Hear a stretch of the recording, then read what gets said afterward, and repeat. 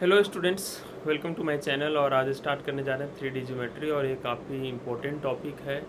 और last year तो इन्होंने एकदम हद ही कर दिया था इस टॉपिक से क्वेश्चन पूछ पूछ के, ठीक है। तो लास्ट ईयर भी मेरे वीडियो से काफ़ी क्वेश्चंस आए थे। होप इस साल भी आप सारे वीडियोज़ को देखिए, और मेहनत तो मैंने की है और होप उससे क्वेश्चंस आने चाहिए, ठीक है। तो आप, मैंने अपना मेहनत तो कर दिया, आप अपने लेवल पे सारे वीडियोज़ देखो, ठीक है। और क्वेश्चंस आने होंगे तो आ जाएंगे उससे। अदरवाइज एटीसी थोड़ा अनप्रिडिक्टेबल नेचर का एग्ज़ाम है, थोड़ा सा तो डाउट रहता ही है। फिर भी विश्वास करके करो कि शायद हम लोग फिर से क्लोज रहें उस एग्ज़ाम के लास्ट ईयर की तरह। तो 3D ज्योमेट्री की बात कर रहे हैं, तो स्टार्ट करते हैं। Just a minute.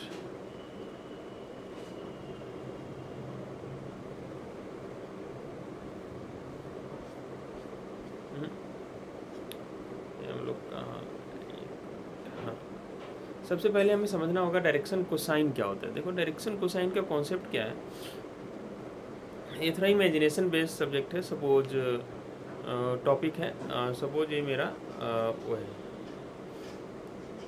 ये है मेरा एक्स एक्सिस, ये है वाई एक्सिस और ये है जेड एक्सिस। क्या है, ये है एक्स, ये है वाई और ये है जेड। X Y Z. अब कोई एक वेक्टर है, ये तीनों लाइन एक जगह पे है ना, समझ रहे हो, एक ऐसे एक ऐसे एक ऐसे, एक्स वाई जेड। अब कोई एक वेक्टर है ऐसा, तो ये एक्स एक्सिस से भी कुछ एंगल बना रहा होगा, वाई एक्सिस से भी कुछ एंगल बना रहा होगा, जेड से भी कुछ एंगल बना होगा। ये लाइन जो है, ये एक्स के साथ कुछ एंगल बना रहा होगा, ये वाला एंगल जो है, ये वाला, ये एक्स के साथ बना रहा है। यही लाइन वाई के साथ ये एंगल बना रहा है और जेड के साथ ये वाला एंगल बना रहा है। तो सपोज एक्स के साथ जो एंगल, उसी को मैंने यहाँ डायग्राम में दिखाया है। 3D बहुत ज़्यादा इसमें दिखा नहीं सकते, इसलिए मैंने आपको हाथ से दिखाया कि सपोज ये एक्स के साथ एंगल बनाता है, एक्स के साथ जो इसका एंगल है वो से अल्फ़ा है, वाई के साथ एंगल बीटा है और जेड के साथ एंगल गामा है, ठीक है।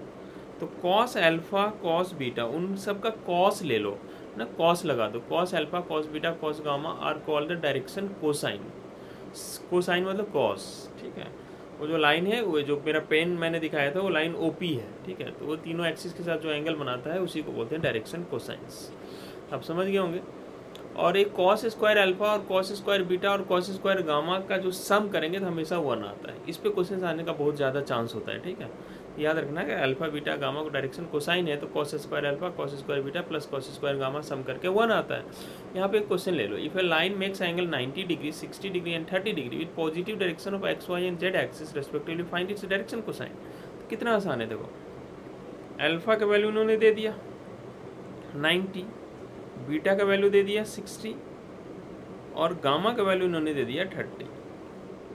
तो cos alpha cos beta cos gamma, देखो क्या होगा, cos alpha cos 90 0, cos 60 1/2, cos 30 √3/2।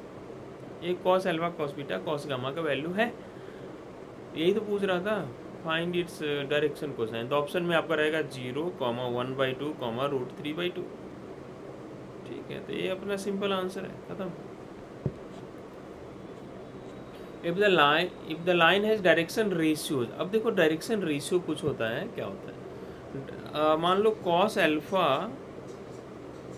Cos beta और कॉस गामा, ये मैं ऊपर लिख देता हूँ डायरेक्शन रेशियो। इन शॉर्ट इसको हम डिनोट करेंगे आगे से DR, डायरेक्शन रेशियो, ठीक है। इन शॉर्ट इसको हम डिनोट करेंगे DR से, और डायरेक्शन कोसाइन को डिनोट करते हैं DC से, ठीक है। ठीक है, तो cos alpha cos beta and cos gamma are direction cosines. अब इन्हीं नंबर को किसी भी नंबर से, नॉन जीरो नंबर से डिवाइड कर दो या मल्टीप्लाई कर दो, तो एक नया रेशियो, वो नंबर्स भी रेशियो में रहेंगे। लाइक मैंने इसको लैम्डा से डिवाइड कर दिया या मल्टीप्लाई कर दिया, इससे जो ये नया नंबर बन गया है ना, इसी को बोलते हैं direction ratio.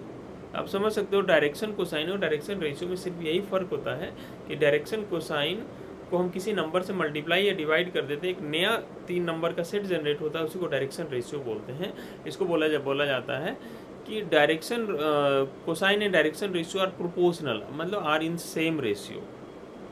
Direction cosine and direction ratios are in same ratio, इनका रेशियो सेम होता है। अब सिंपल सा बात है, आप खुद ही सोचो। मैं कुछ देर के लिए आप भूल जाओ कि यहाँ कुछ लिखा हुआ है। कॉस अल्फा कॉस, इन तीनों का रेशियो क्या आएगा? Cos alpha is to cos beta is to cos gamma. अब मैं इसको लैम्डा से डिवाइड कर दिया, फिर मैं बोला अब इन तीनों का रेशियो बताओ। अभी भी तीनों का रेशियो लोगे, लैम्डा कैंसिल आउट हो जाएगा रेशियो में, अभी भी उनका रेशियो सेम होगा। तो सिंपल सा बात है कि डायरेक्शन कोसाइन और डायरेक्शन रेशियो का जो रेशियो होता है वो सेम होता है, ठीक है। चलिए, इफ ए लाइन है direction ratio this then direction cosine. अब आपको हम ये बता रहे हैं, ये भी इंपॉर्टेंट पॉइंट है कि अगर आपको डायरेक्शन रेशियो गिवन है, अगर आपको डायरेक्शन रेशियो गिवन है और आपको डायरेक्शन कोसाइन पता करने बोल रहा है, तो कैसे करेंगे? सिंपल है, डायरेक्शन रेशियो पता है 2 -1 -2। डायरेक्शन रेशियो कोसाइन पता करने के लिए आप क्या करो, इन तीनों नंबर का स्क्वायर करके सम कर लो और उसका रूट के अंदर रख दो। क्या करना है? डायरेक्शन रेशियो गिवन है, तीनों नंबर को लो, स्क्वायर करके सम कर दो। 2 का स्क्वायर 4, -1 का स्क्वायर 1, -2 का स्क्वायर 4। तो ये सब मिलके कितना आ रहा है? √9 मतलब 3। ठीक, इससे इन सारे नंबर्स को क्या करो? डिवाइड कर दो। ये जो 3 आया है, इन्हीं से इन तीनों नंबर को डिवाइड कर दो। ये बन गया डायरेक्शन कोसाइन। समझ पाए डायरेक्शन कोसाइन का आइडिया? डायरेक्शन रेशियो गिवन है, डायरेक्शन कोसाइन लाना है आपको, तो आप बस तीनों नंबर का, तीनों डायरेक्शन रेशियो का स्क्वायर करके ऐड करके रूट निकालो, उससे तीनों नंबर को डिवाइड कर दो। और डायरेक्शन कोसाइन से डायरेक्शन रेशियो कैसे निकालना है? तब किसी भी नंबर से मल्टीप्लाई डिवाइड कर दो, ठीक है। तो आप ये भी बोल सकते हो all direction cosines are also direction ratio, लेकिन डायरेक्शन रेशियो डायरेक्शन कोसाइन हो ये कोई ज़रूरी नहीं है। डायरेक्शन रेशियो को डायरेक्शन कोसाइन में लाने का ये तरीका है। आप समझ गए होंगे कैसे इसको इसमें कैरी करते हैं। अब देखो, find the direction cosines of a line which makes equal angle with coordinate axis. अब इक्वल एंगल कोऑर्डिनेट एक्सिस का मतलब alpha equal to beta equal to gamma, ये तीनों के तीनों क्या है? सेम है। तो उसका क्या होगा? तो हमें पता है, अभी आपको एक फार्मूला बताया, cos square alpha plus cos square beta plus cos square gamma का वैल्यू कितना होता है? 1। और अल्फा बीटा गामा सब सेम है, लेट दिस इज थीटा। तीनों सेम है तो तीनों को इक्वल हम थीटा के जूम कर लिए, तो ये आपका हो जाएगा cos square theta plus cos, alpha के जगह भी थीटा, बीटा की जगह भी थीटा और गामा के जगह भी थीटा रख दिए। इससे क्या आ गया? ये 3 cos square theta equal to 1। यहाँ से कॉस थीटा का वैल्यू आ गया आपको 1/3 कॉस स्क्वायर थीटा का वैल्यू। तो कॉस थीटा का वैल्यू क्या आ जाएगा? +-1/√3।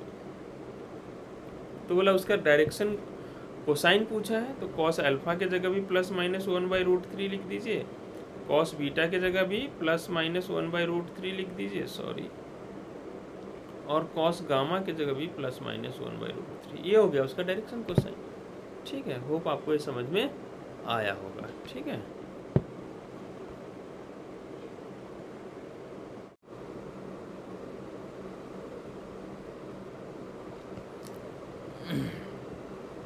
चलिए नेक्स्ट क्वेश्चन लेते हैं। क्या है क्वेश्चन? देखो थोड़ा ध्यान से। Find the direction cosine of the sides of the triangle whose vertices are this. अब एक ट्राइंगल का हमें तीनों वर्टेक्स दे दिया, ठीक है, और अपने से पूछ रहा है कि उनके तीनों साइड्स का डायरेक्शन कोसाइन बताओ। तो मैं आपको ये पहले ये बताता हूँ कि सपोज अगर अपनी को एक सिंपल थ्योरी, पहले आप इसको समझिए। सपोज अपने पास एक लाइन है और इसके ऊपर 2 पॉइंट दे दिया, से x1, y1, z1 एक पॉइंट दे दिया, और दूसरा पॉइंट दे दिया x2, y2, z2। ठीक है, इसको बोलिए पॉइंट P और इसको बोलिए पॉइंट Q। ठीक है, अब हम चाह रहे हैं कि इस लाइन का डायरेक्शन कोसाइन निकालना, तो उसके लिए पहले आपको निकालना पड़ेगा डायरेक्शन रेशियो।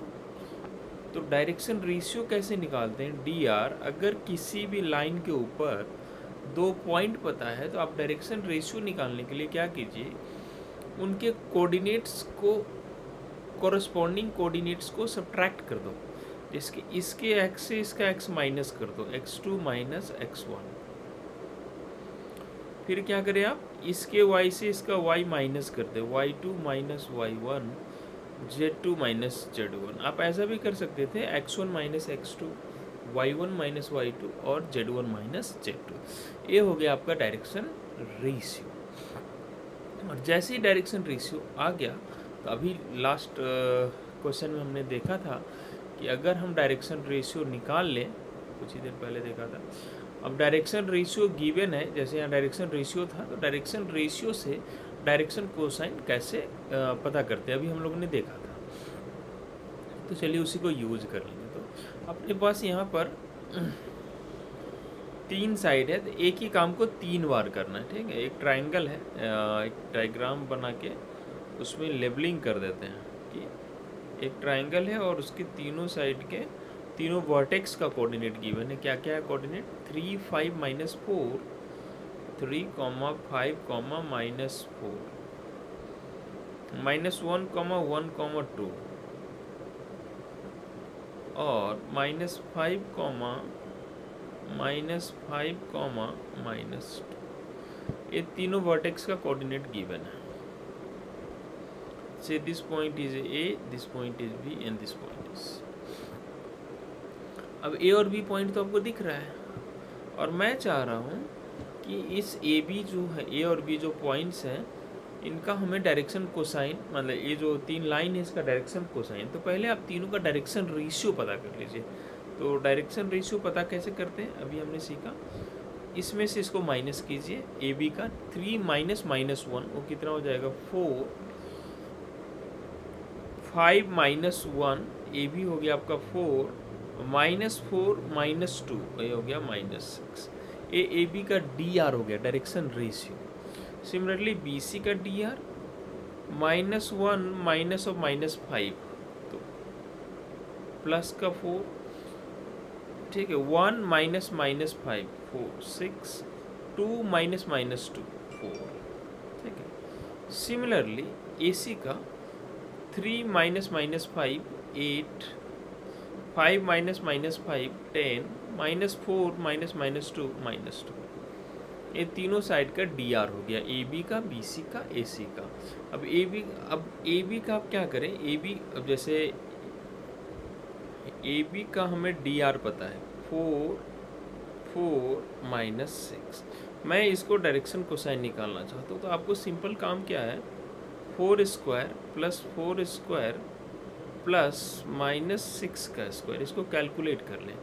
कितना होगा, 4 स्क्वायर 16 प्लस 16 32 प्लस 36, तो ये कितना हो जाएगा 32 प्लस 36 √88, सॉरी 32 प्लस √68 ना, √68 which can be written as 2√17। अब इन सब नंबर को आप 2√17 से डिवाइड कर दीजिए। ये हो गया ए बी का डायरेक्शन कोसाइन। बी सी का भी पता करना है, सेम प्रोसीजर। आप बी सी का 464 है, फिर से यही वाला है, ऐसा करेंगे वो 2√17 आ जाएगा, सभी को 2√17 से डिवाइड कर दीजिए।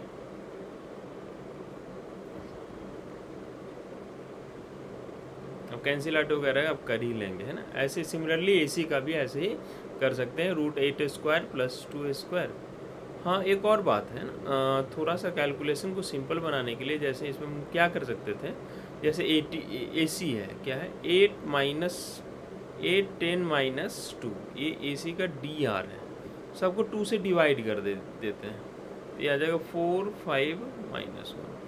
ये भी डायरेक्शन रेशियो ही, आप सिंपलेस्ट रेशियो में ले जा सकते हैं, जैसे मैं इसको भी ले जा सकता था, तो सेम आंसर आएगा उससे आपका। अब इसका आपको क्या करना है, √4² प्लस 5² प्लस -1 का स्क्वायर, तो कितना हो जाएगा 25 16 √42,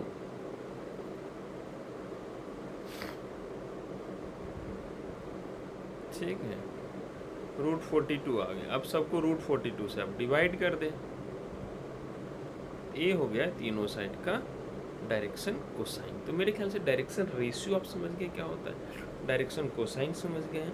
cos square alpha plus cos square beta plus cos square gamma का सम 1 होता है, ये भी आपको पता है।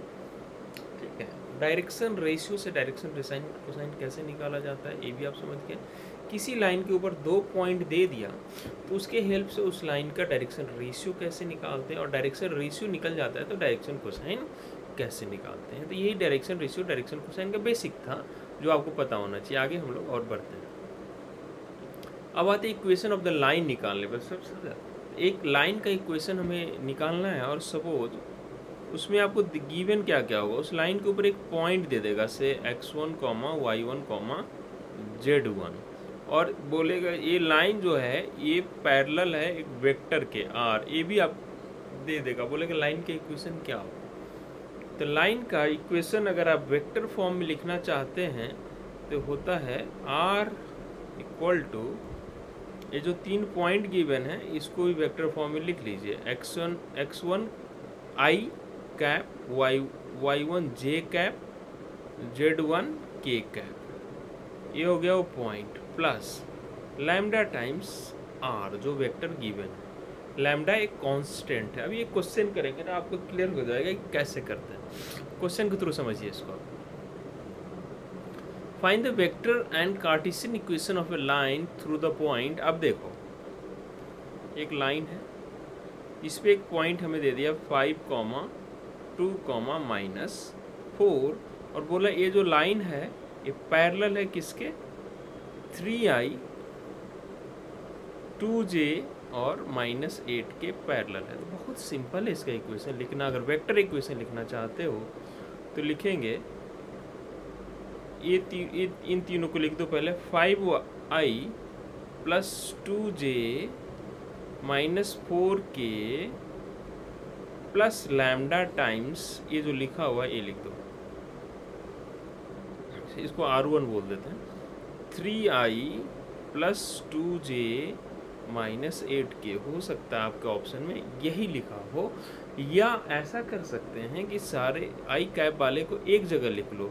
तो इन दोनों जगह से आई कैप कॉमन निकाल लेंगे तो ये बचेगा यहाँ 5, और यहाँ आई कैप कॉमन निकालेंगे लैम्डा से मल्टीप्लाई होने के बाद 5 + 3 लैम्डा। सिमिलरली इन दोनों जगह से अगर जे कैप कॉमन ले लें तो ये हो जाएगा 2 + 2 लैम्डा, और इन दोनों जगह से हम के कैप कॉमन ले लें तो इन दोनों जगह से तो आ जाएगा -4 -8 लैम्डा। लैम्डा इसे मल्टीप्लाई होगा तो ये हो गया वेक्टर इक्वेशन। ठीक है, ऑप्शन में या तो यही लिखा होगा ये, लेकिन ज़्यादा चांस है जो आपसे पूछा जाएगा वो कार्टेशियन इक्वेशन पूछा जाएगा। लाइन का कार्टेशियन इक्वेशन पूछा जाएगा। तो अगर कोई लाइन के ऊपर एक पॉइंट हमें पता है से x1, y1, z1, और ये पैरेलल है एक वेक्टर गिवन है R1, x1 x2i, अच्छा एक सेकंड, एक अगर पैरेलल है एक वेक्टर गिवन है, सपोज आपको ये वेक्टर गिवन है x2i plus y2j plus z2k। ठीक है, तो हमें बोला इसका इक्वेशन बताओ, तो इक्वेशन लिखना आसान है। देखो x y z, ये जो पॉइंट गिवन है इसको इससे माइनस कर दो, x - y1 y - y1 z - z1 equal to ये जो वेक्टर गिवन है x2 y2 z2, तो यहाँ x2 लिख दीजिए, यहाँ y2 लिख दीजिए, ये आपका इक्वेशन है। बहुत सिंपल, बहुत सिंपल। तो अभी जो इक्वेशन हम लोग सॉल्व कर रहे थे उसको सॉल्व कर ले तो फटाफट। उसमें पॉइंट क्या गिवन है 5, 2, 2, -4, तो यहाँ पर हो जाएगा 5, 2, -4, x - 5, y - 2, z -4, तो z + 4 हो जाएगा। और किस वेक्टर के पैरेलल है ये, जरा देखिए क्वेश्चन में 3i 2j -8 के, तो आप उसके डिनोमिनेटर में लिख दें 3 2 -8, 3 2 -8, यही हो गया कार्टेशियन इक्वेशन। ये आपके ऑप्शन में लिखा रहेगा और आप टिक कर देना, सिंपल है। अब समझ गए कि अगर एक लाइन के ऊपर एक पॉइंट गिवन है और एक वेक्टर के पैरेलल है, तो उसका इक्वेशन कैसे लिखते हैं, वेक्टर फॉर्म में और कार्टेशियन फॉर्म में। ठीक है, इसको ध्यान रख लीजिएगा। हम नेक्स्ट कॉन्सेप्ट की बात करते हैं, equation of a line passing through two given points. अब आपको 2 पॉइंट दे दिया, एक लाइन के ऊपर 2 पॉइंट दे दिया, से एक पॉइंट गिवन है -1,0,2 और एक पॉइंट गिवन है -1,0,2। बोले इस लाइन का इक्वेशन निकालो। तो देखो, अगर आप वेक्टर इक्वेशन लिखना चाहते हो, तो अभी पिछला क्वेश्चन में क्या बोला था, vector equation R equal to, एक पिछला क्वेश्चन में क्या था, एक पॉइंट गिवन था, तो पॉइंट यहाँ भी है। तो पहला पॉइंट है -1i 0j + 2k plus lambda times, यहाँ लैम्डा की जगह ना वो ए बी कुछ भी लिख सकते हैं, तो अब वो देख के घबराना मत। अब यहाँ पर लास्ट क्वेश्चन में क्या था, एक वेक्टर था जिसके पैरेलल ए लाइन है। तो यहाँ तो वेक्टर है नहीं, तो आप यहाँ वेक्टर बना लो। कैसे वेक्टर बनाओगे वो वेक्टर, आप ना इस लाइन, इस पॉइंट में से इस पॉइंट को सब्ट्रैक्ट कर दे, करस्पॉन्डिंग कोऑर्डिनेट को। तो -1 में से -1 सब्ट्रैक्ट होगा तो क्या हो जाएगा, -1 -1 0i, 0 में से 0 सब्ट्रैक्ट हुआ तो 0j, और 2 में से 2 सब्ट्रैक्ट हुआ तो 0k। हाँ, एक ही पॉइंट को मैंने 2 बार लिख दिया, सॉरी, ये होना चाहिए था आपका दूसरा पॉइंट गिवन इसमें 3, 4, 6। तो आपको क्या करना है, इसके x से इसका x माइनस करो, इसके y से इसका y, इसके z से इसका z। ऐसा करने से जो वेक्टर मिलेगा वो वेक्टर हमारे गिवन लाइन के पैरेलल हो जाएगा। तो 3 - -1 4i, 4 - 0j 4j, 6 - 2k 4k, ये आ गया। अब इसको यहाँ लिख दो, 4i 4j 4k। समझ पाए, पिछला कॉन्सेप्ट ही था, पॉइंट तो गिवन ही था। अब इस पॉइंट की जगह कोई चाहे ना तो इस पॉइंट को भी लिख सकता था, यहाँ पर 3, यहाँ पर 4 और यहाँ पर 6, तो आंसर में ये भी लिखा हो सकता है। ठीक है, तो एक पॉइंट गिवन था और एक पैरेलल वेक्टर चाहिए जो नहीं था, तो मैंने क्रॉसपॉन्डिंग कोऑर्डिनेट को माइनस करके बना दिया। अगर आप कार्टेशियन कोऑर्डिनेट लिखना चाहते हैं, कार्टेशियन इक्वेशन लिखना चाहते हैं, x y z लिख दिया। माइनस में आप ऑप्शन पे डिपेंड करता है, माइनस में ए भी सब्ट्रैक्टेड हो सकता है, ए भी हो सकता है। मान लो अगर मैं इसको सब्ट्रैक्ट करूँ तो -1 ये हो जाएगा +1, इसको सब -0 और ए -2 हो सकता था। ऑप्शन में आपको यहाँ पे हो सकता था -3, -4, -6, तो वो आप तैयार रहना, दोनों आप करके देख लेना जैसा ऑप्शन है। उसके बाद नीचे चाहिए हमें, नीचे हम लिखते थे 3 पॉइंट्स लिखा था हमने 3, जो कि कैसे आया था, ये तीनों पैरेलल वेक्टर से आया था। तो पैरेलल वेक्टर हमारे पास है नहीं इस बार, तो आप क्या कर सकते हैं, पैरेलल वेक्टर ये जो नीचे लिखा होता है इसको लाइन का dr बोलते हैं, dr, ठीक है, डायरेक्शन रेशियो या डायरेक्शन कोसाइन कुछ भी लिख सकते हो। तो पैरेलल वेक्टर तभी हमने बनाया था। ऐसे इस पैरेलल वेक्टर को नीचे 4, 4, 4 लिख दो, या आप नहीं वेक्टर इक्वेशन ही डायरेक्ट कार्टेशियन ही पूछा है, तो आप क्या करो, इसमें से इसको माइनस करो, -1 - 3 -4, या फिर 3 - -1, तो मैं 4 लिख देता हूँ, फिर 4 - 0 4 और 6 - 2 4, ये लिख दिया। This is the Cartesian equation of the line. हो सकता था क्वेश्चन के अंदर ऐसा भी लिखा रह जाए -1 -3, तो यहाँ -4 हो सकता था, 0 हर जगह -4 भी हो सकता था, डिपेंड करता है ऑप्शन पे कैसा है, आप देख लेना। समझ रहे हो ना कैसे हम लोग वेक्टर इक्वेशन लिख रहे हैं, कैसे कार्टेशियन इक्वेशन लिख रहे हैं। अब देखो ये क्वेश्चन, ये जो क्वेश्चन करके आए कुछ उसी तरीका, find the Cartesian equation of the line. अच्छा, Cartesian equation of the line दे दिया है और वेक्टर इक्वेशन ऑफ द पता करना है। कार्टेशियन इक्वेशन को एक बार दोबारा लिखते हैं, x - x1 y - y1 z - z1, और यहाँ a है, यहाँ b है, यहाँ c है। अब जरा बताना x1 y1 z1 क्या है, जिस पॉइंट से लाइन पास हो रहा है, x1 y1 z1 से ये लाइन पास हो रहा है।